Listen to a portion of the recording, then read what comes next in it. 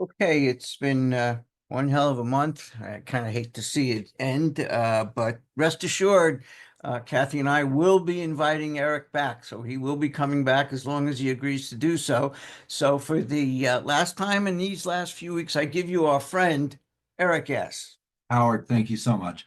My name is Eric, and I'm an alcoholic. And I want to say, gosh, you know what? This is been such an honor and such a privilege to be able to come in here every Monday and join you guys. I want to thank Howard and Kathy sincerely from the bottom of my heart for this honor and privilege.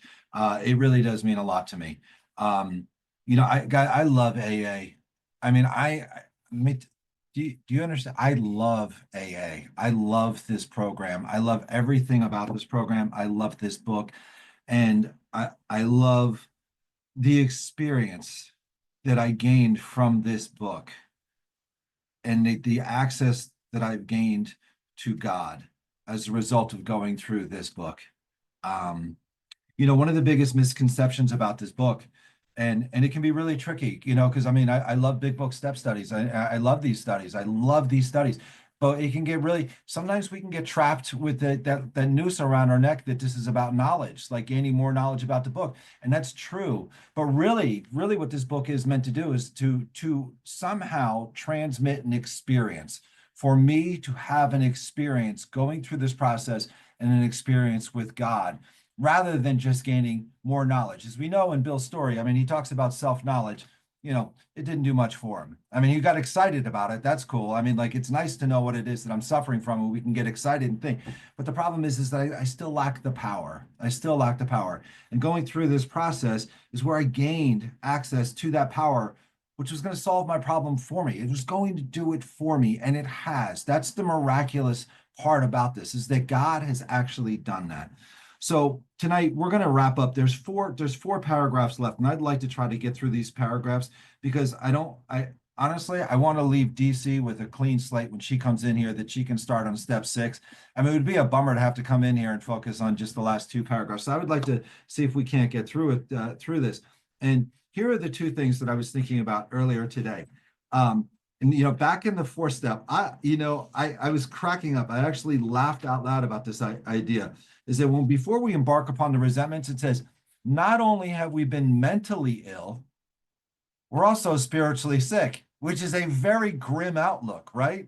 I'm mentally ill and spiritually sick, man. I have zero chance. There's no way out for me. That means that there is this necessity for me to have this experience with God, that God will intervene.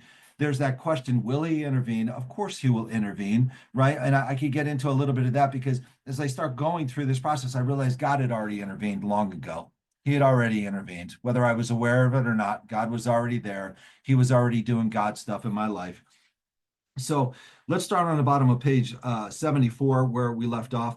It says, notwithstanding the great necessity for discussing ourselves with someone, it may be that one is so situated that there is no suitable person available. In other words, don't get distracted by that word notwithstanding, because that can be a tricky word sometimes, right? I remember when I first learned about that word, I was like, what does that even mean? Notwithstanding.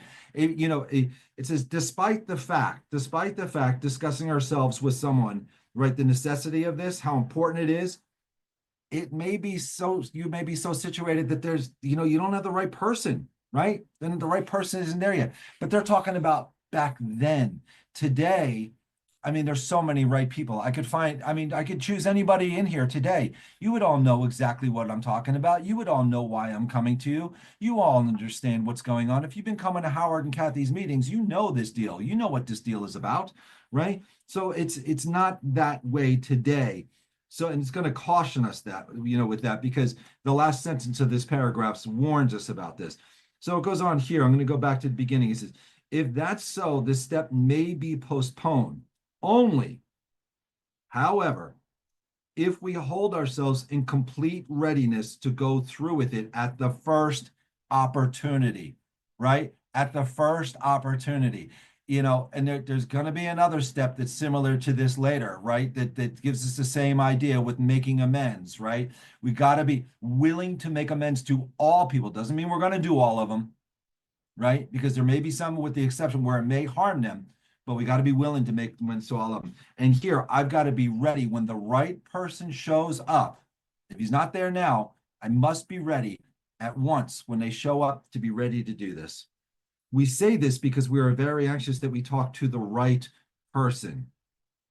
It's important that, here we go, these are the qualifications. It's important that he be able to keep a confidence, that he fully understand and approve what we are driving at, and that he will not try to change our plan, right? This is very important. I need to be able to sit down to have this conversation with someone that I know that I can trust with 100% certainty that they are going to keep their mouth shut. They're not going to try to change change the plan and say, you really don't need to talk about it, Eric. Let's just rip through this and get going.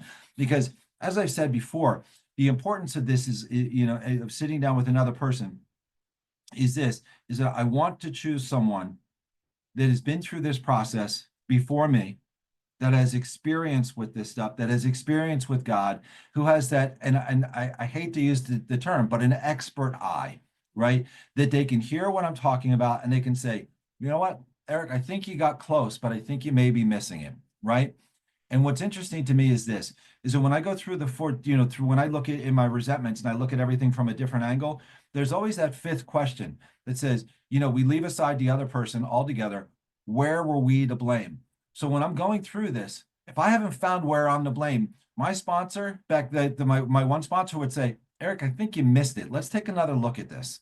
Let's just take another quick look at this because I think there's something more going on here. And that was always so helpful, because if he hadn't have done that, I'd have gone on thinking that I've got it, right? Thinking that I understood it and totally missed it altogether.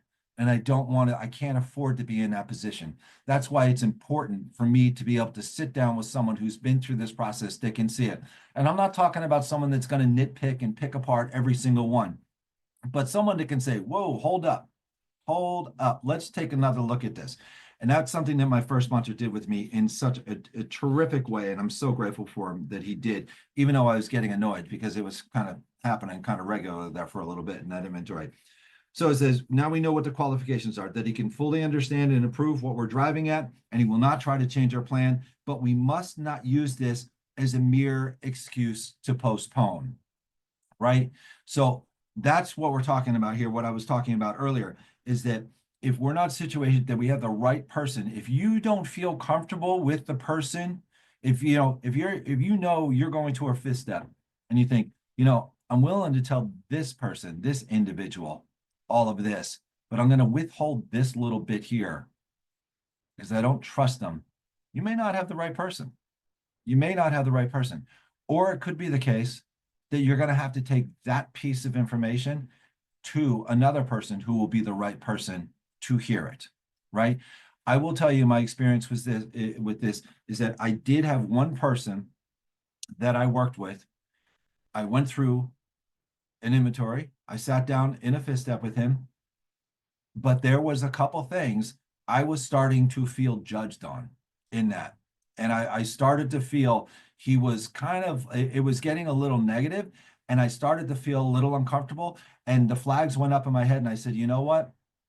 I'm not going to get into this other stuff right here. This is far too serious and far too sensitive for me to not feel comfortable talking about it openly with another human being. So what I did was I avoided that, but I did seek out someone immediately afterwards. I picked up the phone and I said, listen, just did my inventory, just did my fifth step. I've got a few things that for whatever reason, I don't know what was going on, but there was something happening there. I no longer felt comfortable. Discussing myself with him in candor like that. Would you be willing? And he said, I'm home right now. Come on over.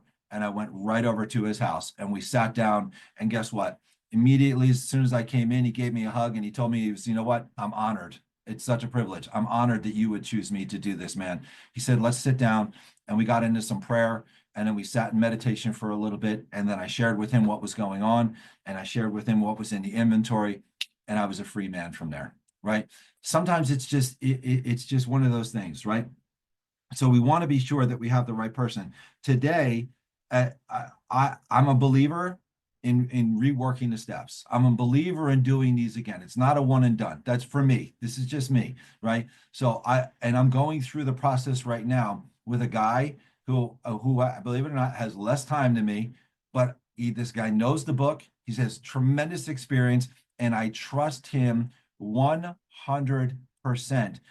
that I can go into this fifth step and complete with and speak with complete candor. I know I've got the right person for that, right? And that's the kind of confidence that I need to go into this. So it goes on. Now it tells us here. When we decide who is to hear our story, we waste no time. Once we figured it out, we waste no time. When I work with my guys, and there's one funny one, this guy, Timmy, a long time ago, he was struggling with this four-step, kicking it around, and finally I just said, buddy, listen, how free do you want to be? I mean, do you really want to keep wrestling? I mean, you're wrestling this demon here. Do you really want to keep playing with this, or do you want to get it done?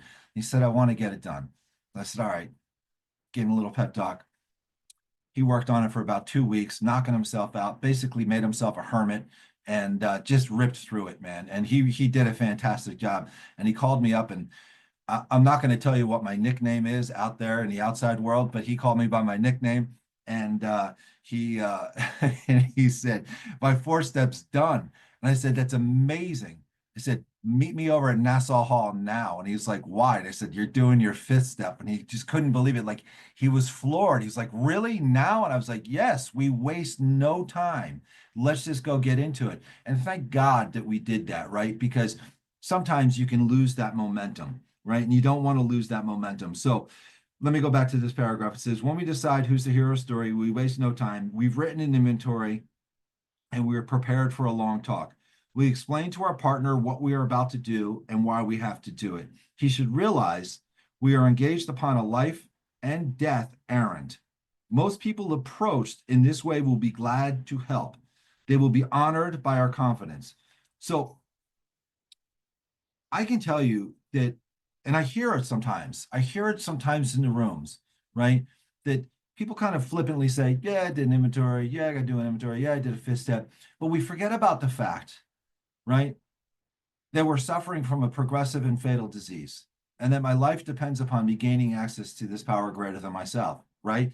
And that this really is a life or death errand. This really may be the case. This may be the difference. In fact, they talk about it in the beginning of this step. It says, if we skip this vital step, we may not overcome drinking. And we know for us to drink is to die, right? So they're constantly reaffirming the seriousness of our situation. And once again, they're telling us that once we found this right person, we want to explain to them that we're engaged upon a life and death errand, right? If you're using someone in AA, they know that. They should know that. If they don't, you may want to find someone else to do your fifth step with. It says, most people approached in this way will be glad to help. They will be honored by our confidence. Now, this next sentence tells us exactly what we're going to do. Right here. We pocket our pride and go to it, illuminating every twist of character, every dark cranny of the past. That's what we're going to do. We're going to sit down. We're going to say, here's my stage character. This is the one I want everybody to see. But that ain't who I am, right? That's what we're doing here. We pocket our pride. My pride tells me I don't want to reveal myself to another human being. I don't want them to know that I'm flawed. I don't want them to know what my fears are. I don't want them to know what my weaknesses are. I don't want them to know what the ugly, horrendous, heinous things are that I've done, or the things that how embarrassed I am that I'm such a jealous, you know what I mean? Like, I don't want you to know that I'm jealous. That's a sign of weakness, right? But like, I suffer from serious jealousy, right? I suffer from serious envy. I don't want anybody to see to it. But it says we pocket our pride. I'm going to have to face it. Pride, go away. Now I'm going to have to pull out this big million lumen flashlight and illuminate every twist of character. And I'm going to have to tell you about all the different stage characters that I have. I'm going to have to tell you how they show up. I'm going to have to tell you that when I came into this world, I came into this world filled with fear, filled with anxiety, wanting your approval, not knowing how to get it, and only assuming that the only way that I could get it was by lying to you, telling you that I'm something that I'm not. This is my stage character. This is how I present myself. This is the way I want you to see me. and it ain't working, right? Every dark cranny of the past, every dark thing that I've done, every lie, every manipulation, every theft, every harm, that sex inventory, not pretty, right? All of those things. I'm gonna put it all out there. Once we have taken this step, withholding nothing, withholding nothing. That means we're empty. We've emptied it. All cards are out on the table. My entire stage character, this script, it's all out here. We are delighted.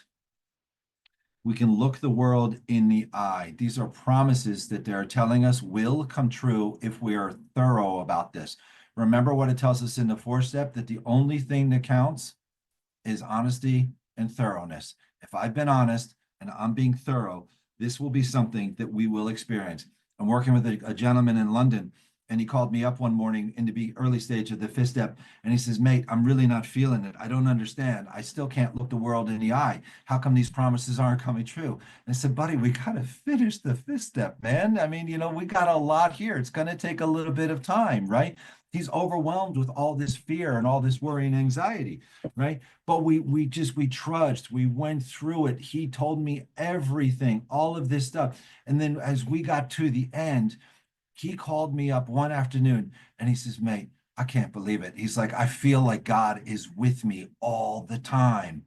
He's like, "I feel light." He's like, "Dare I even say, I feel like drinking is gone.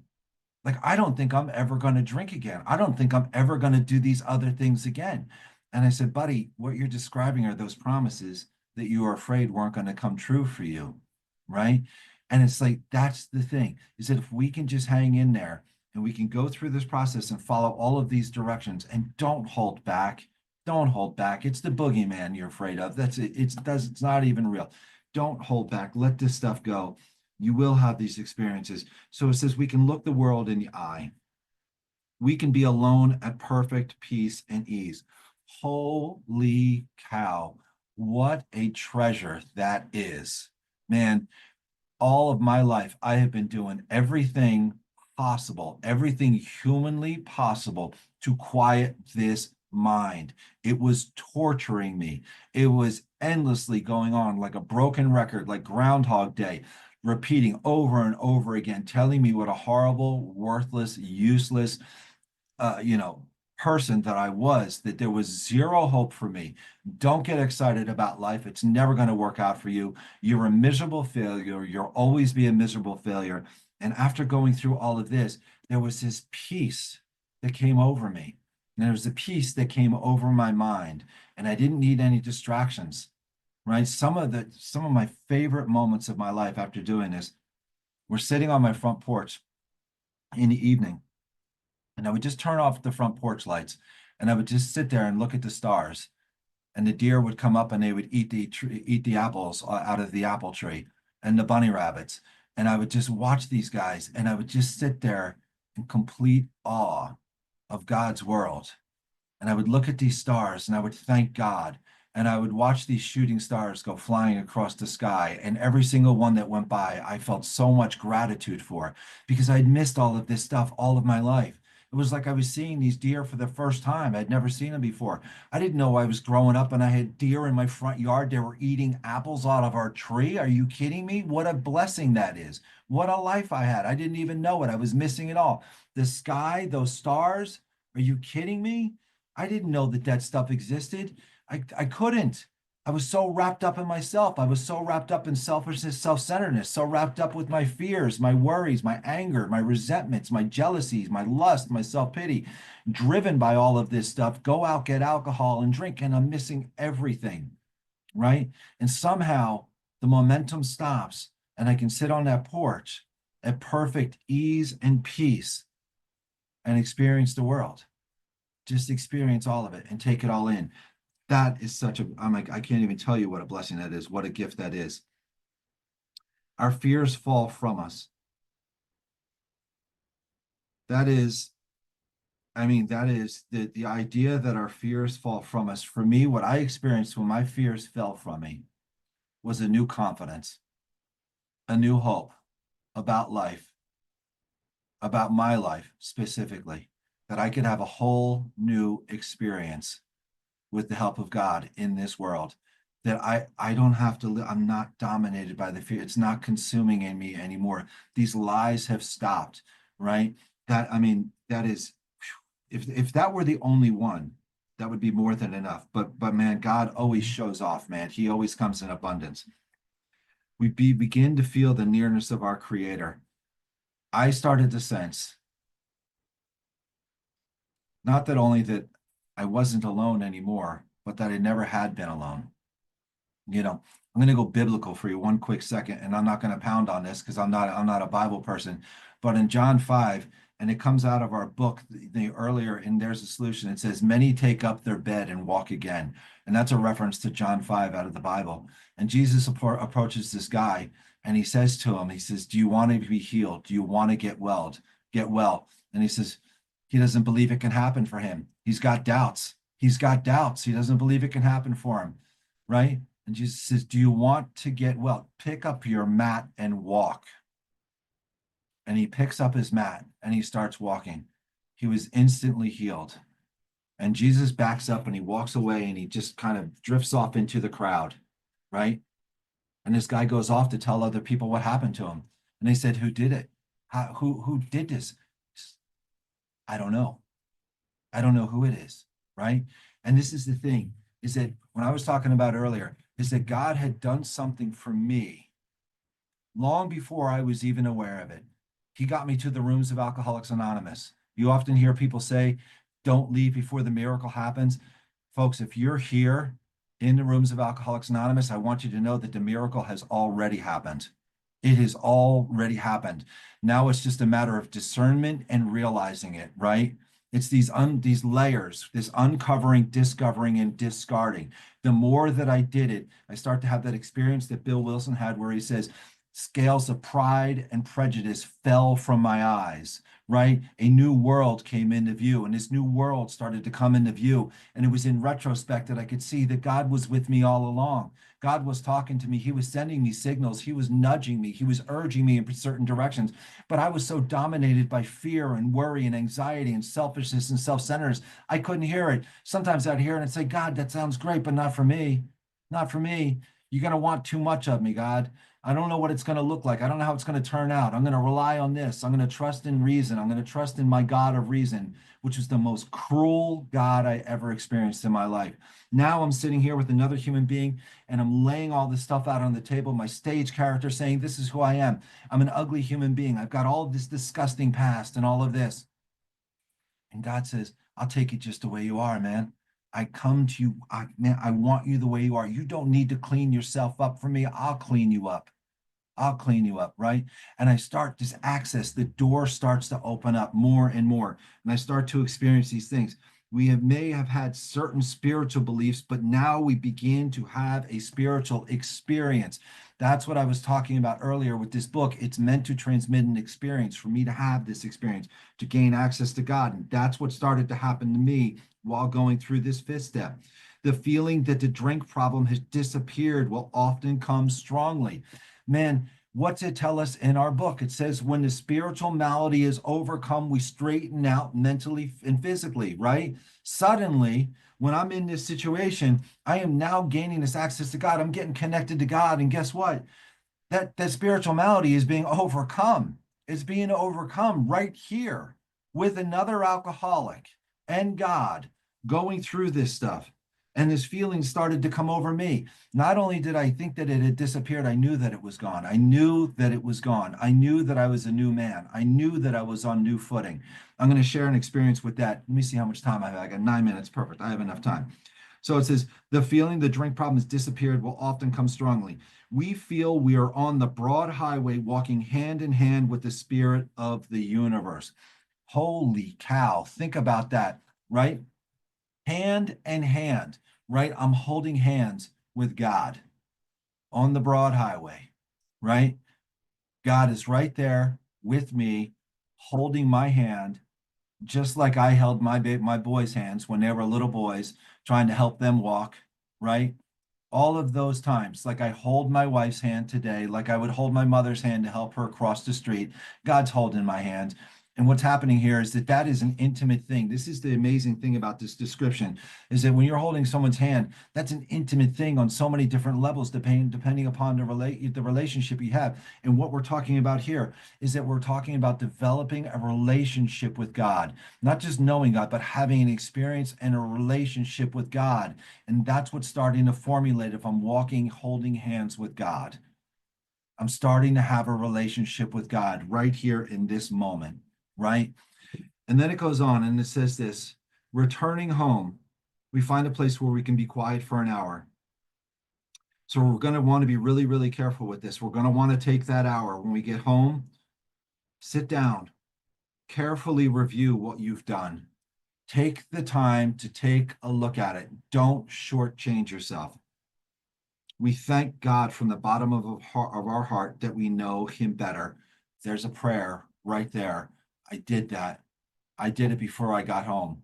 I got to tell you, when I was leaving my first sponsor's place, I walked out of there and I wasn't even sure that my feet were touching the ground. Now I know it wouldn't be humanly possible for me to be floating, but I certainly felt like I was floating. I'm telling you, I felt like a new man. I felt free. I felt light. I was unburdened. I was able to start looking people in the eye. And I remember so clearly that afternoon, I was sitting up at the top of Witherspoon Street and Nassau Street here in downtown Princeton in town center. And normally, you guys heard my sex inventory, right? So normally what I'm doing is I'm checking out all the chicks and it's a yes, no, maybe I would. Yes, no, maybe, all of that stuff, the obnoxious pig stuff that I would do. And then the guys, I'd look at them and I'd think, I could probably take them. This guy, this is how I beat him up. This is how I do this, da da da da da, all of this. Some people would look at me, I'd give them a stink eye. It was never anything nice. There was nothing spiritual about any of the stuff that I used to do when I was sitting there in downtown Princeton. But on this day, it was different. I'm driving home and I'm sitting at that light and I'm watching all the people walk by. And for the first time that I could ever remember, I felt like a human being, that I was a part of the human race. People would look at me and I would smile and they smiled back, right? I knew that you know when you feel someone, the energy coming off of someone and they got really good energy, they walk in and you're immediately attracted. That's what was coming off of me and I knew it and I could feel it coming off of me. I could feel it pouring off of me and oozing out of me. It was God. I was filled with God. My heart was so full, I was overflowing. That's exactly what was happening and it was touching other people. And that's the way that it went for quite a long time after that. Let me just finish this paragraph. It says, taking this book down from our shelf, we turn to the page where it contains the 12 steps. I'm going to be honest with you. That's one direction that I didn't do because my big book never left my hands. It was with me everywhere I went. So when I went home, I walked in with my big book, right? So I just wanted to be honest with you on that one. Carefully reading the first 5 proposals, we ask if we've omitted anything, right? So I'm going to ask myself, I'm going to take a look. Do I have any issues with step 1? Am I struggling with step 1 in any way, shape, or form about the physical allergy, the phenomenon of craving, the mental obsession, my mental illness, that second half of the first step? Am I struggling with this? Do I think I've got any reservations that I can pull my life off and manage it on my own power? Am I struggling with that second step? Am I agnostic right now? Do I need to address something here? Do I have the right God? Am I good? Have I really made that decision? Am I serious about that, right? That inventory. Have I left anything out? Have I left anything out that should go in there? If so, I better make a phone call right now, right? So we want to go through this. And then in that 5th step, did I tell my whole story? Did I tell him everything? Did I withhold? If it's all there, what we got to pay attention to. It says, because for we are building an arch through which we shall walk a free man at last, right? At last, meaning that, like in Bill's story, when he has that experience with Ebby, he says, at long last, I felt and I saw, right? At long last. He had been waiting all of his life for this experience and he didn't even know it. And then he writes that at long last. Carl Jung tells us in his letters in his exchange with Bill Wilson, he says on a low level, alcoholics were drinking because we're seeking God. We're seeking God on a low level. And that's really what it's been about all along. I've been seeking a friendship, this relationship, this union with God all of my life. And now it's starting to happen. And it's as the result of going through these 12 steps. We got our cornerstone, we got our keystone. They talked about the mortar and the sand and all of this stuff. Have we skimped on anything? Because we're building this archway, baby, and we're going to walk through that sucker and become a free man as the result. This structure has got to be solid and in place. Okay. So it says, we will walk through a free man at last. At last. Is our work solid so far? Question mark. Yes, mine was solid. Are the stones properly in place? Yeah, baby. You want to know why they're properly in place? Because I put that cornerstone properly in place. That cornerstone, when we talk about that relationship with God in the beginning, tells us a cornerstone. Walk by any church, like if you're in New York City, any of the big cities, any churches, any old buildings, you can find a cornerstone. And I'll tell you, it's the first stone that they laid. And the way you're going to be able to do this is by walking around, and you'll see a date inscripted in that stone. And that's the date that stone was laid. And it has to be perfectly in place. I mean, if it's not perfectly in place, the rest of the building will be off, right? Is ours in place, right? This is a key. Are the stones properly in place? Yes, because my cornerstone was in the right place. Have we skimped on the cement put in the foundation? No, I've been honest and thorough from the very, very beginning with all of this. Have we tried to make mortar without sand? Nope. Nope. It's all in there. It is all in there. And as the result of that, after this hour, I can then move on to 6 and 7, which DC is going to pick up next week. But I can tell you, I can tell you a lot of stuff. I don't have much time, but my experience has been just tremendous with this whole deal. Gaining access to God, developing this relationship with God, having God as the driver. He's my employer. He's my boss. He's the principal. He's my father. I'm just the agent. He gives me agency to work on his behalf. These promises describe a spiritual experience in the beginning, early stages, whatever you want to call it, right? But as we continue through this process later on, it's going to tell us as a result of this in the 10th step that we've just gained this God consciousness.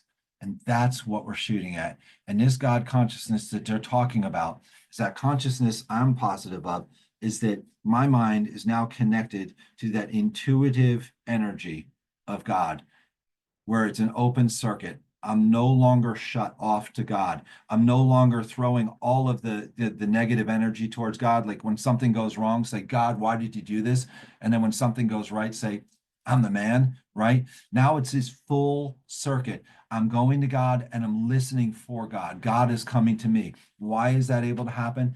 Because I've cleaned my channel, man. I am clean. I've opened it up. I've given it all. It's all there. I've laid myself out to God, and now God can do God stuff in my life. And he always does. And he shows off in big ways. Thank you so much for the honor and privilege to be able to go through this with you guys. I've truly loved it. Thank you so much.